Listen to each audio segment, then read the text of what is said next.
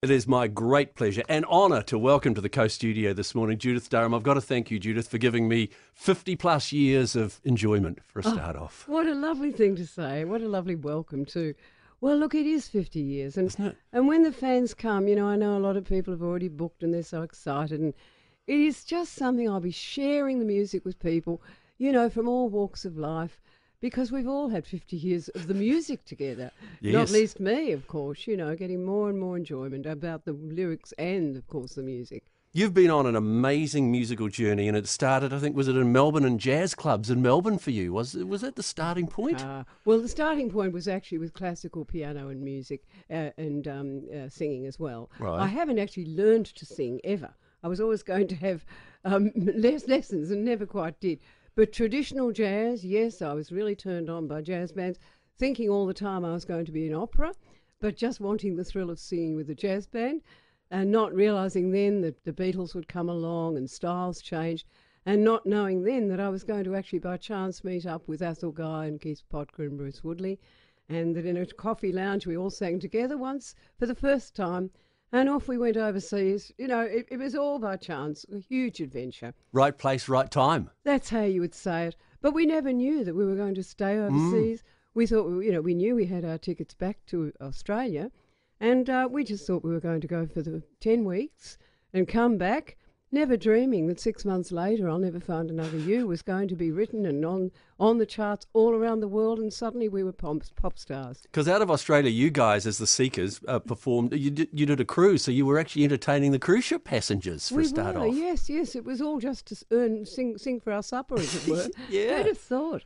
So the boys actually got electric instruments for that trip, and I played upright piano on that trip, just so we could be all round entertainers.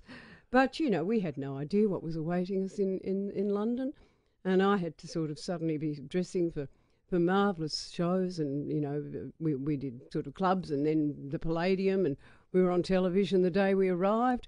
So it was just a whirlwind. And yet at that time, the rock and roll thing was happening with the Beatles and the Rolling Stones and the Animals, and here was this lovely folk group out of Australia that was something different. Yes. Why did it work? Nobody dreamt that would happen. No. Nobody in a million years expected our song to go to number one. And even when Tom Springfield composed it, he was writing it with my voice in mind and with the sound of the Seekers in mind, which was an acoustic band. With double bass and guitars, or banjo, of course, and my voice. And so it wasn't written with becoming pop stars in mind at all.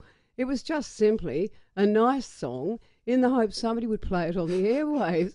So, suddenly we were rivaling the Beatles and the Rolling Stones and literally beating Tom Jones into the number one spot. And we were there for 3 weeks before we knocked him off with It's Not Unusual. Isn't that a great story, though? It is. It's like an adventure. And the Morningtown train continued to roll on in, really, didn't it? You rock and rolled and did everything Spot else. on. Yes, and of course Georgie Girl really captured, because then we got to number one in the States. Yes. And that was the first time, and suddenly, this Melbourne band had suddenly become big. And we were now real stars because Sydney recognised that we were world. So yeah, it was really stunning. And for 6 months, I was trying to think, what am I going to do? Because I really wanted to have a change musically. I loved being with the Seekers, but I was hoping there would be something more in store before I thought I'd be getting married, or perhaps I'd meet the man of my dreams.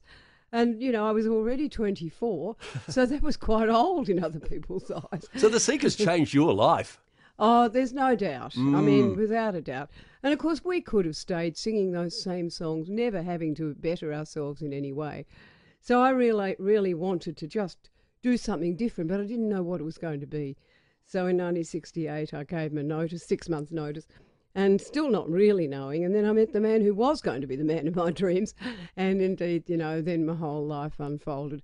And indeed, Colours of My Life, the Judith Durham story that Graham Simpson has written, that really brought to light, all the chops and changes throughout my life. And I was so glad that he wrote that book. And of course, the song is named after it. And I do that in these shows as well, because it's the first song I ever co-wrote, in fact. Not often you get a song that was written about a book in a way, is it? It's very interesting. Who would have thought? Yes. Look, it's just, I didn't know I was going to be a composer, in fact, you know. And even though I loved all the Seeker songs, and I loved songs like Amazing Grace, for instance, Just a Closer Walk, which I still do in all my shows, and Beautiful, you know, Walk With Me, which have such spiritual significance. But I was also becoming a composer.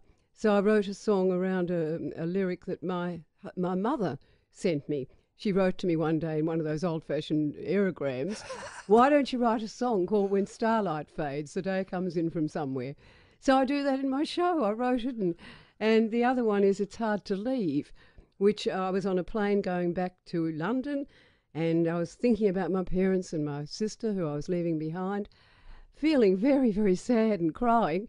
And I wrote this song when I got back to London called It's Hard to Leave You All Behind. And so they've now become part of my life, and regularly singing it, and people love it. So it's been very rewarding on several levels. So when you do this comprehensive tour of New Zealand, because it's going to be, for 2 or 3 weeks, you'll be singing that song because it'll be probably the last time we get to see you on stage? Absolutely, and all the more reason to put it at the end of the show. It's hard to leave you all behind, because I feel that way about New Zealand, you know.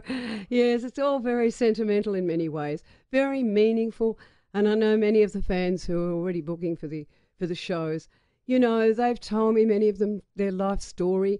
They've shared, and, you know, for me, there are a lot of spiritual aspects of what I do and what I sing.